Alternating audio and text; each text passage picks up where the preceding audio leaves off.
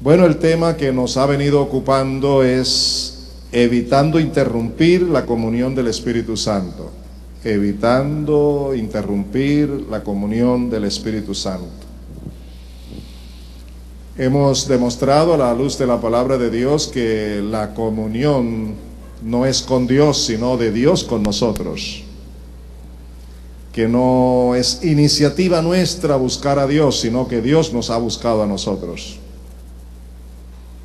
Que Él nos creó, nacimos en pecado, perdidos, pero Él nos ha buscado con su propio Hijo, nuestro Señor y Salvador. Nos ha perdonado nuestros pecados, nos ha reconciliado con Él, con el propósito aquí en la tierra de vivir en nosotros, de morar en nuestras vidas por medio de su Espíritu Santo. Esa comunión tan grande de parte de Dios tenemos que apreciarla, valorarla y cuidarla. Por eso el tema que estamos desarrollando es evitando interrumpir la comunión del Espíritu Santo. En la marcha de este estudio hemos observado que lo que nos separa, lo que rompe, lo que corta, lo que impide, lo que interrumpe la comunión de Él con nosotros es el pecado. El pecado original lo hemos definido y hemos dicho que ya somos libres de Él, quienes ya hemos nacido de nuevo y hemos recibido a Jesucristo como Salvador y Señor. Pero que lamentablemente el vicio del pecado está en nosotros, del viejo hombre, que aun cuando ya Él murió y fue crucificado, el vicio del pecado todavía se manifiesta en nuestras vidas, y que hay esperanza para quienes realmente queremos agradar a Dios, reconociendo nuestro pecado a tiempo, arrepintiéndonos y reconciliándonos con el Señor. Hemos aprendido que Dios creó al ser humano sin pecado y que le instruyó precisamente para que el hombre no se apartara de él, pero lamentablemente así sucedió. La desobediencia sigue siendo, no solo en Adán y Eva, sino la constante en todos los seres humanos. Cuando cantábamos esta canción, la anterior, yo analizaba que la canción es un poquito egoísta, en el sentido de que venimos a Dios para que Él por su amor haga todo por nosotros. Ya Dios todo lo ha hecho por nosotros. Lo que necesitamos es obedecer lo que Él ha mandado hacer, porque en la obediencia nos vamos a mantener en esa comunión con el Señor.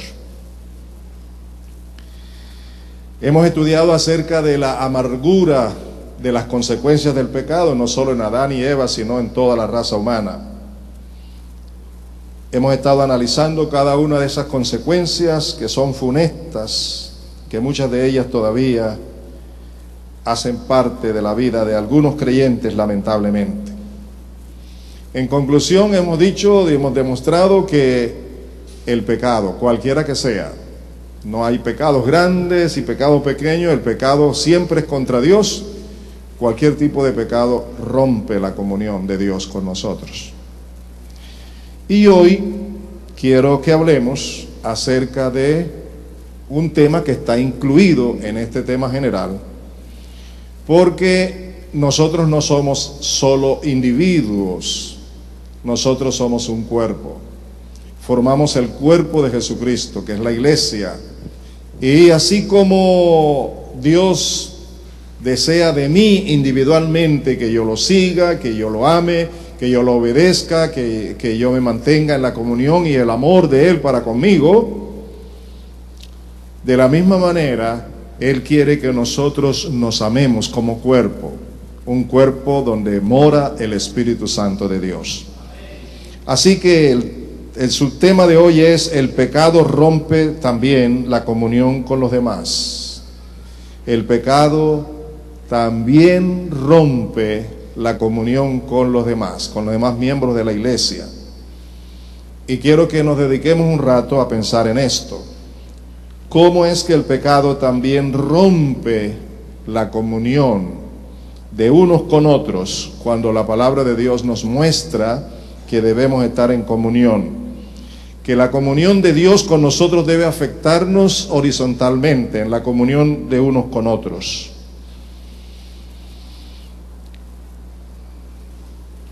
Y la comunión de Dios va directamente relacionada con el cuerpo, con nosotros. Hay quienes opinan que no les importa la situación que vivan otros ni la relación que tengan con otros, porque lo que les interesa a ellos es supuestamente estar bien con Dios y lo demás no les interesa.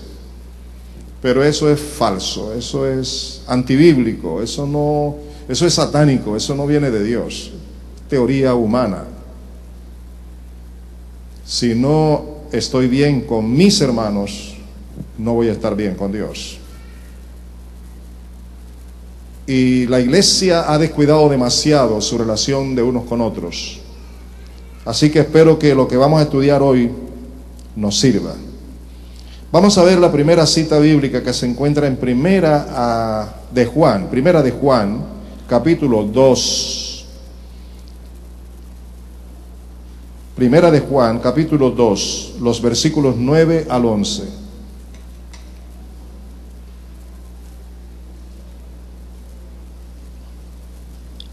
Voy a usar la Biblia de las Américas. ¿Ya están listos? Espero que todos participen, porque oyendo y viendo es mucho mejor. Dice así el texto. Primera de Juan 2, 9 al 11. El que dice que está en la luz y aborrece a su hermano, está aún en tinieblas. El que ama a su hermano permanece en la luz y no hay causa de tropiezo en él. Pero el que aborrece a su hermano está en tinieblas y anda en tinieblas y no sabe a dónde va, porque las tinieblas han cegado sus ojos. No está hablando de los no convertidos. Está hablando esta palabra a los convertidos, a los creyentes, a los hijos de Dios, a ti y a mí. Y quiero que analicemos un poco. El que dice que está en la luz, el que dice que está en Dios, que anda bien, que todo marcha bien con Dios, pero aborrece a su hermano, la sentencia bíblica dice que está en tinieblas. No es el concepto religioso de ningún pastor, de ningún teólogo, de ninguna persona. Es la sentencia bíblica de la palabra de Dios que asegura que está aún en tinieblas. ¿Está claro eso, amados? El que ama a su hermano permanece en la luz y no hay causa de tropiezo en él. Así que la garantía es que debemos amarnos los unos a los otros. No es solo reclamar amor, sino dar amor, amarnos, porque el amor es una evidencia de que estamos en Dios, que estamos en Cristo, que somos guiados por el Espíritu, que seguimos su palabra y no hay tropiezo en esa persona. Pero el que aborrece a su hermano está en tinieblas y anda en tinieblas y no sabe a dónde va, no discierne, no tiene conocimiento espiritual, no vive conforme al Espíritu, porque las tinieblas han cegado sus ojos. Vamos a hablar un poquito de lo que significa aborrecer. De acuerdo con varios diccionarios bíblicos que he averiguado, aborrecer es sentir un gran rechazo o antipatía hacia una persona. Rechazar. No está hablando de odiar, está hablando de aborrecer, de sentir apatía por la persona, de sentir rechazo por la persona, de sentir aversión por alguien, asco muchas veces, repugnancia y rechazo. Hablando del rechazo, en términos social, el rechazo se refiere a las circunstancias en la que un individuo es excluido de forma deliberada por el resto de la sociedad o de la familia o de los amigos, y esa persona experimenta el rechazo que le hacen los demás.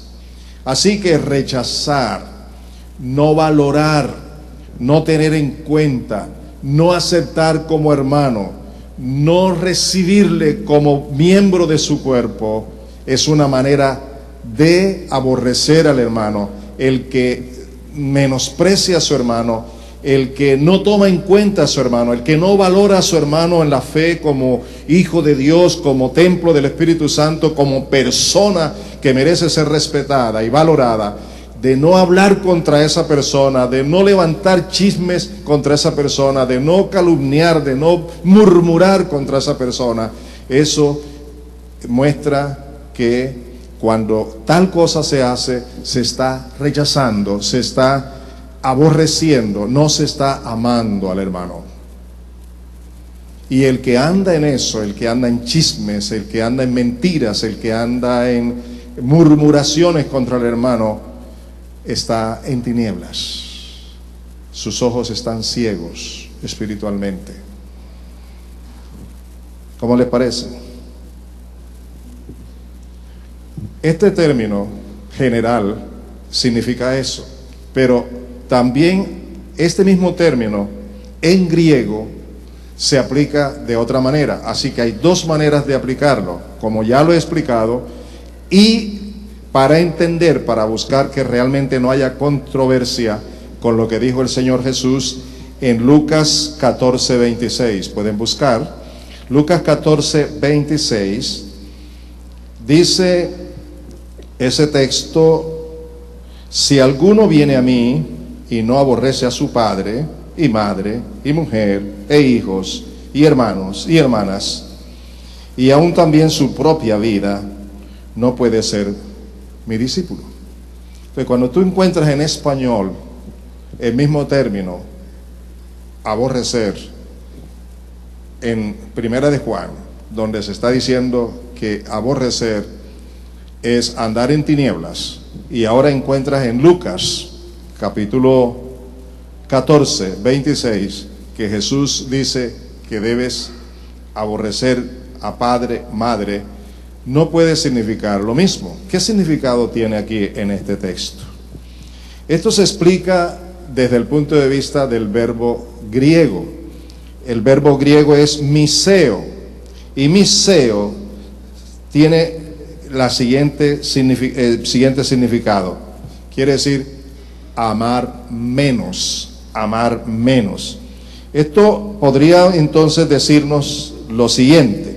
Vamos a usar el mismo término, aborrecer, en término griego, según el significado del verbo miseo, de la manera siguiente: si alguno viene a mí y no me ama más que a su padre, a su madre, a su esposa, a sus hijos, a sus hermanos, y aún más que a sí mismo, no puede ser mi discípulo. ¿Se da cuenta ahora cómo vemos un segundo significado de la misma palabra aborrecer? Aquí, cuando Jesús dice aborrecer, quiere decir que debe amarlo menos. Si alguien viene y no me ama más a mí que a papá, a mamá, si le da primero la prioridad, en primer lugar, a papá, a mamá, al esposo, antes que a mí, eso es lo que Jesús está diciendo. Y en ese sentido es la otra forma, la otra acepción de la palabra aborrecer. ¿Les quedó claro? ¿Quedó claro? Pero este verbo de Primera de Juan no es el mismo. Así que Primera de Juan está hablando, lo que ya les expliqué, de no aborrecer, de no rechazar a los hermanos, que hay que amarlos. Es más, dice la Escritura que hay que amar a los hermanos como Cristo nos ha amado a nosotros. Veamos en este mismo orden de idea otro texto bíblico que se encuentra en Primera de Juan 3, 9 al 11. Primera de Juan 3, 9 al 11. Qué bueno que lo escudriñemos para que no tengamos malos entendidos. Dice así en 1 Juan 3, 9 al 11: ninguno que es nacido de Dios practica el pecado. ¿Vieron eso? Ninguno que es nacido de Dios practica el pecado, porque la simiente de Dios permanece en él, y no puede pecar, porque es nacido de Dios. En esto se reconocen los hijos de Dios y los hijos del diablo. Todo aquel que no practica la justicia no es de Dios, tampoco aquel que no ama a su hermano. Porque este es el mensaje que habéis oído desde el principio, que nos amemos unos a otros. Expliquemos un poquito primero eso de practicar el pecado. ¿Qué quiere decir practicar el pecado? ¿Que no podemos pecar? Lamentablemente sí pecamos. Pero aquí está hablando de practicar. ¿Y qué es practicar? Déjenme explicarles más o menos algo que nos puede ayudar en este sentido. No quiere decir que no pecamos. Quiere decir practicar un pecado frecuentemente, reiteradamente, el mismo pecado, siempre, siempre, siempre. Es decir, es esclavo de ese pecado, no ha sido liberado. En ese aspecto no da evidencia de haber nacido de nuevo. En ese aspecto no da evidencia de ser una nueva criatura, tener un nuevo nacimiento y tener la presencia del Espíritu de Dios. Eso ocurre en la vida de creyentes.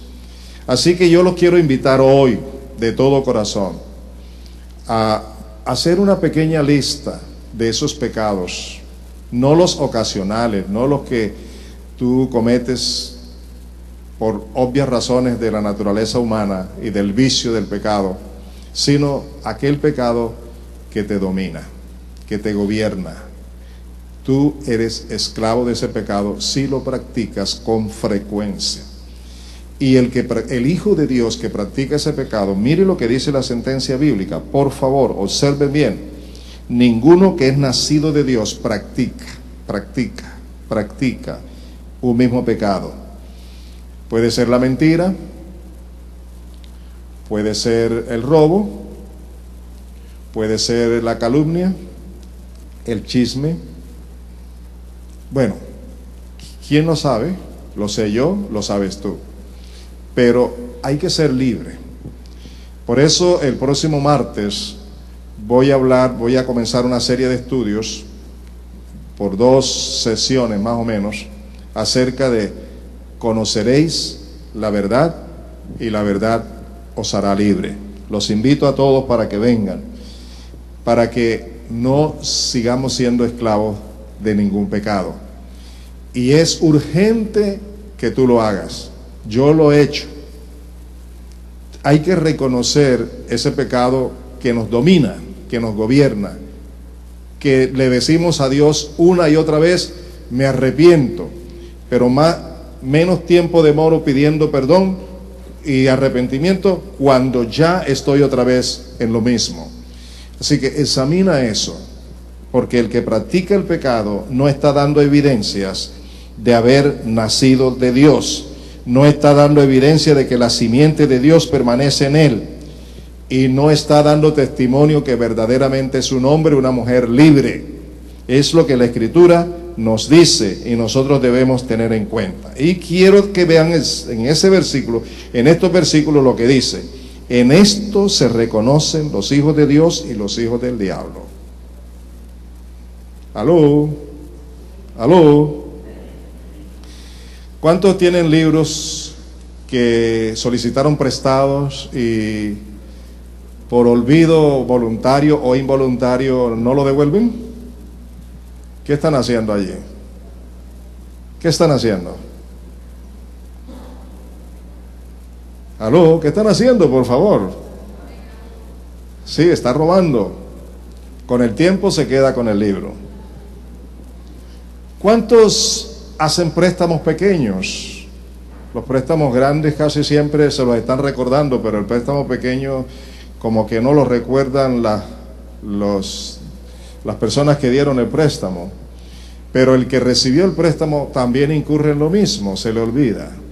¿Y qué pasa con eso? ¿Eso es robar o no es robar? Y con frecuencia se hace. Entonces, por favor, examinemos nuestras vidas delante de Dios. Es para con Dios, porque el pecado que cometemos contra los hermanos rompe la comunión con ellos, ¿sí o no? Se produce el resentimiento, el dolor, la amargura, el rechazo y tantas otras cosas más que pueden suceder, que rompen esa relación. Y cuando se rompe esa relación con los hermanos, también se rompe con Dios. ¿Oyeron eso? Cuando se rompe mi relación con cualquier hermano en la fe, se rompe mi relación con Dios.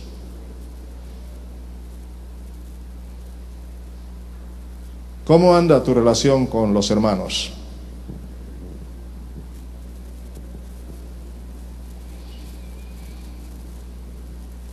No andemos como hijos del mundo, como hijos del diablo.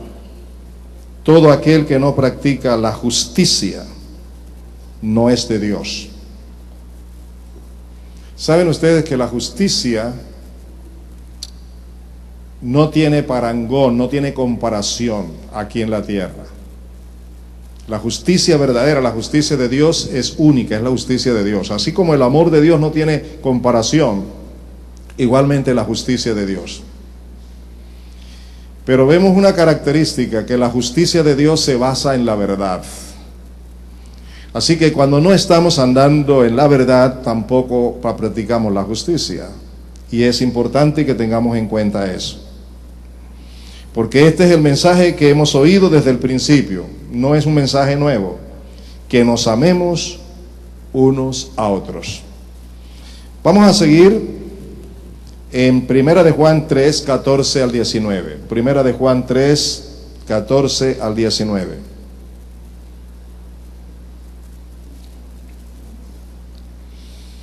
Y les pido el favor de prestar atención a esta palabra. Porque la palabra es la palabra de Dios.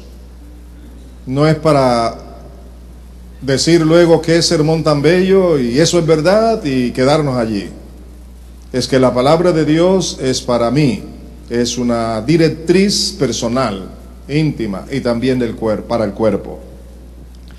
Dice en 1 de Juan 3, 14 al 19: nosotros sabemos que hemos pasado de muerte a vida porque amamos a los hermanos. ¿Cuál es la evidencia que demuestra que hemos pasado de la muerte, del infierno a la vida, al reino de Dios? ¿Cuál es la evidencia? Que amamos a los hermanos. Ahora, yo no estoy hablando de amar a un grupito, a mi rosquita, a mis allegados, a los que me aman, a los que me valoran, a los que son limitados. Aquí está hablando de amar a los hermanos, todos. Y por eso es bueno que cada uno de nosotros examinemos cómo está mi relación con cada uno de los hermanos de nuestra comunidad, que es la iglesia y que es el cuerpo de Jesucristo. Porque la palabra de Dios es seria, ¿no le parece?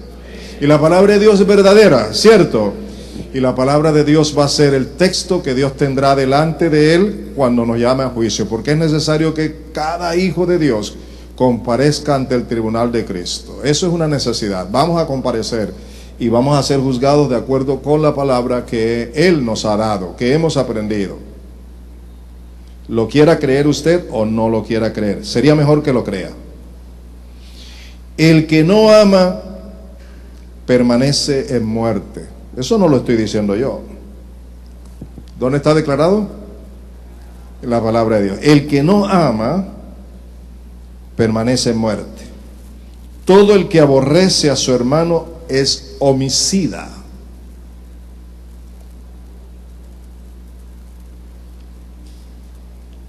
Y vosotros sabéis que ningún homicida tiene vida eterna permanente en él.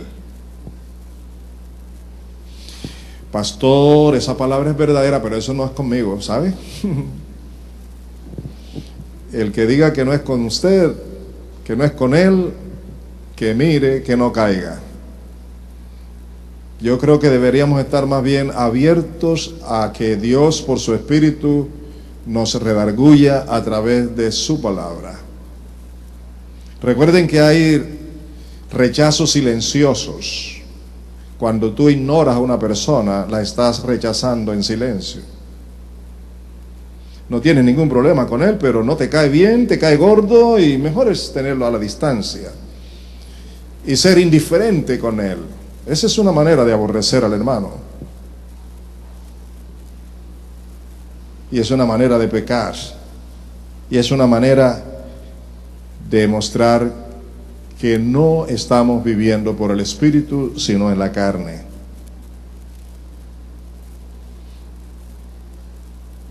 Continúa diciendo la palabra de Dios: en esto conocemos el amor, en que Él, Jesucristo, puso su vida por nosotros. Puso su vida, se dio a sí mismo, se entregó por nosotros, ocupó nuestro lugar. También nosotros debemos poner nuestras vidas por los demás. Cuando oímos que un hermano está enfermo, hacemos cualquier tipo de lamento, pero no nos identificamos con ese hermano, con esa hermana que está atravesando por un momento tan difícil. No lo llamamos, no lo visitamos, no estamos orando, no estamos intercediendo. Algunas veces yo tengo que decir, vamos a orar por alguien como si fuera su propio hijo o si fuera la persona que usted más ama. No tendría que decir eso. ¿Cierto o no? Díganme, ¿es cierto o no? Tenemos que identificarnos porque somos un solo cuerpo, miembros los unos de los otros. El mismo Espíritu Santo que está en mí, está en ti, está en cada hijo de Dios. La misma sangre que nos limpia de pecado es la única sangre que está en cada uno de nosotros, que nos limpió a cada uno de nosotros. Es el mismo Señor, un solo Espíritu, una sola fe, una sola esperanza. Tenemos que vivir así. No podemos seguir viviendo como nos parece a nosotros, como yo creo, como yo juzgo, o como un predicador por allí dijo. No, es como dice la palabra de Dios. Tenemos que interesarnos en los demás. También nosotros debemos poner nuestras vidas, y nuestras vidas incluyen muchas cosas, nuestro tiempo, dinero, sacrificios en favor de quienes necesitan de nosotros. Por eso dice el siguiente texto: pero el que tiene bienes de este mundo y ve a su hermano en necesidad y cierra su corazón contra él, ¿cómo puede morar el amor de Dios en él? Ve que el problema está interno, el que cierra su corazón, el que no se preocupa, el que no siente, el que no experimenta la necesidad del otro. En el Salmo 41 dice que el que piensa en el pobre, Dios lo bendice, Dios lo ayuda aún cuando esté en momentos de dificultades. Y en la iglesia hay muchos hermanos necesitados que ni siquiera sabemos qué está pasando con ellos. Y hay algunos atrevidos que cuando saben de alguien que está enfermo, que está pasando por un momento difícil, como conocen algo de su conducta, entonces dicen, ese es por el pecado. Él se lo merece, él lo buscó. Pero cuando nosotros pecamos, no decimos lo mismo.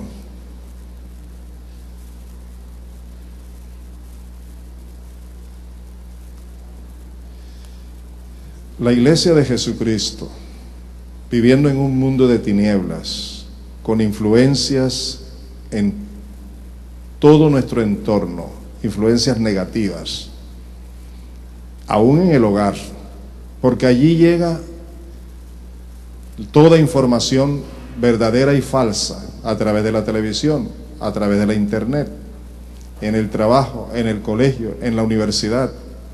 En medio del mundo, la iglesia está siendo bombardeada. Cada creyente está recibiendo diariamente información que se opone a la verdad. Y si tú y yo no decidimos mantenernos firmes en la comunión con Dios, obedeciendo su palabra, en este sentido de amarnos unos a otros, vamos a ser arrastrados por el mundo. Y eso rompe la comunión con Dios y con los hermanos. ¿Les quedó claro eso, amados? Hijos, no amemos de palabras ni de lengua. Mire, con frecuencia decimos, hermano, Dios te bendiga. Te amo en el amor del Señor. Deberíamos examinar eso. Suena bonito, pero ¿hasta dónde es cierto? No amemos de palabras, sino de hechos, con verdad, con demostración, porque eso es lo que nos identifica como hijos de Dios, que damos de evidencia de que el amor de Dios está en nosotros, y por eso damos lo que tenemos, porque no podemos dar lo que no tenemos. Si yo estoy disfrutando el amor de Dios, seguro que va a fluir el amor de Dios hacia los demás.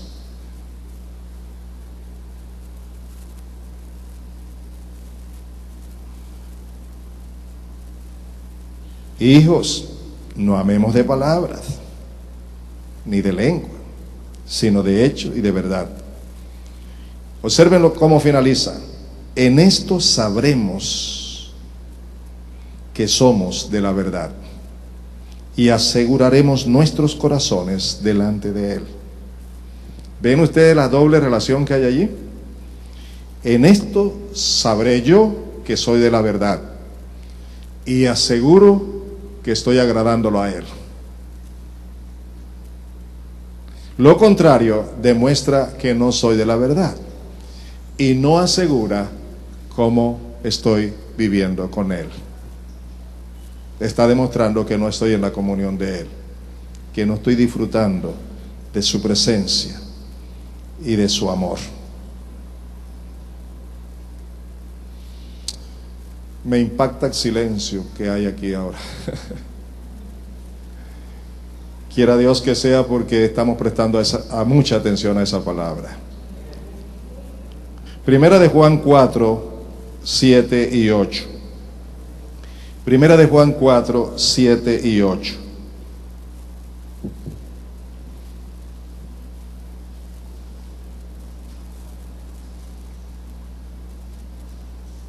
Dice así: amados, amémonos unos a otros porque el amor es de Dios. Lo que estaba diciendo hace unos momentos, cuando estoy disfrutando la plenitud del amor de Dios, fluye el amor unos con otros. Y todo el que ama es nacido de Dios y conoce a Dios. No conoce de Dios, conoce a Dios, conoce su amor. El que no ama no conoce a Dios, porque Dios es amor.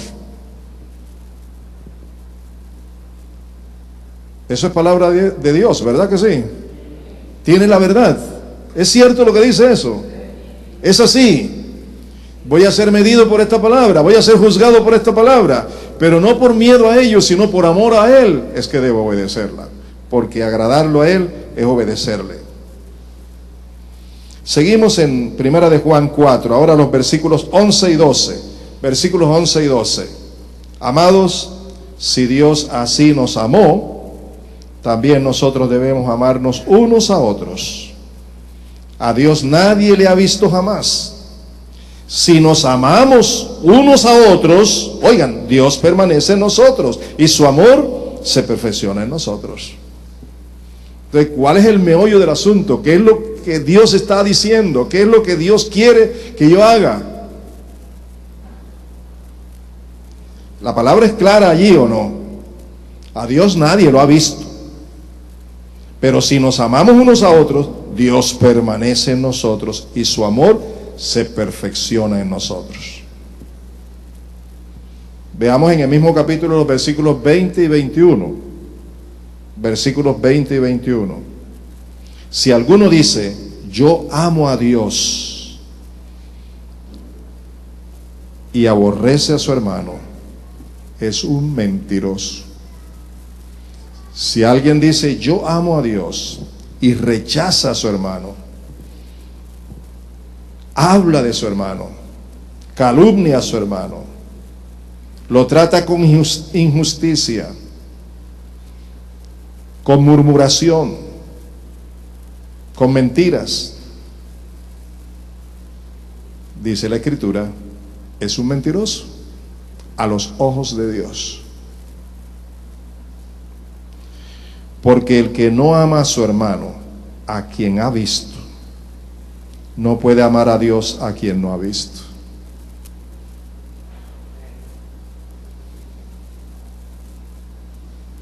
Cuando amamos a Dios y guardamos esa palabra, los mandamientos, eso es lo que se demuestra. Porque este es el amor de Dios, que guardemos sus mandamientos, y sus mandamientos no son gravosos.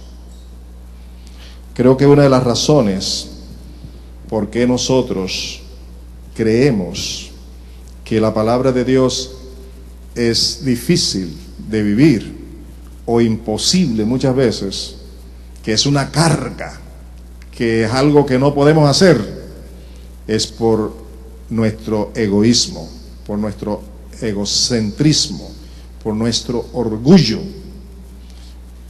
Por eso Jesús dijo, venid a mí todos los que estáis trabajados y cargados, y yo os haré descansar, diciendo, aprended de mí, que soy manso y humilde de corazón, y entonces hallaréis descanso para vuestras almas, porque ligera es mi carga y fácil de llevar. Cuando yo procuro agradar a Dios en mi carne, en mi fuerza, en mis capacidades, en mis limitaciones, en mis debilidades, jamás lo logro. Y entonces se convierte en una carga que no puedo llevar. Pero cuando yo me rindo en humildad al Señor como el barro para que sea formado como Él quiera, entonces la obra es fácil, la carga es ligera y fácil de llevar el yugo de Jesús. Es una decisión que he aprendido a tomar y diariamente tengo que hacerlo, porque no depende de una ocasión en cuando yo lo hago y ya. Mire, hermano mío, les cuento mi experiencia, es diario, todos los días tengo que presentarme al Señor como barro en sus manos. Y el barro en las manos del alfarero no tiene opción para pedir lo que quiera, sino para someterse al alfarero para que él haga con el barro lo que él quiera. Yo quiero hacerles una invitación. Esta es la penúltima parte del estudio. La última parte la tendremos en 15 días. Dios mediante, el 7 de septiembre estaré ya finalizando este estudio, porque el próximo domingo vamos a tener a nuestro hermano Eleazar Guevara aquí con nosotros. Así que por favor, yo les pido que no tengan en poco esta palabra. Es una palabra de Dios para mi vida y para tu vida. Colóquense de pies.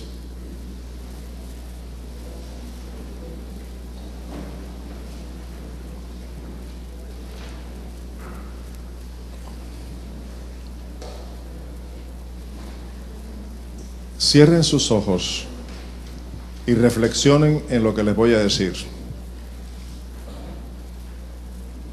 Cierren sus ojos y reflexionen en lo que les voy a decir. Toda la Biblia, desde el Génesis hasta el Apocalipsis, demuestra que Dios es quien siempre ha tomado la iniciativa en favor del hombre. El hombre no busca a Dios, no hay justo ni aun uno, no hay quien busque a Dios. Pero Dios te ha buscado a ti para guiarte, para guiarme. Yo les pido que nos dejemos guiar por su Espíritu y por su palabra, obedeciendo su palabra. No es salir de aquí diciendo ya cumplí mi deber de ir a la iglesia, de adorar a Dios y todo ya termina allí. De aquí en adelante es deber de todos nosotros, de cada uno individualmente, examinarnos a la luz de esta palabra. ¿Cómo vamos a vivir de aquí en adelante? ¿Qué voy a hacer con esta indicación, con esta directriz, con esta palabra que Dios me ha dado hoy? Padre, te doy gracias, porque como tú siempre tomas la iniciativa, hoy nos has demostrado una vez más que has tomado la iniciativa de hablarnos como tus hijos. Padre, es cierto que tu palabra dice que tú produces en nosotros tanto el querer como el hacer por tu buena voluntad y para que hagamos tu voluntad. Pero también es cierto que tu palabra dice que el que tiene mi palabra y la obedece, ese es el que me ama. La responsabilidad nuestra. Ayúdanos a cada uno, a mí y a mis hermanos, a asumir la responsabilidad que tenemos de prestar atención a tu palabra, de vivir de conformidad con tu palabra, con la ayuda absoluta de tu Santo Espíritu, en el nombre de Jesús. Padre, oramos con acción de gracias, que nada ni nadie nos quite la palabra de hoy. En Cristo Jesús. Amén. Que Dios nos bendiga a todos.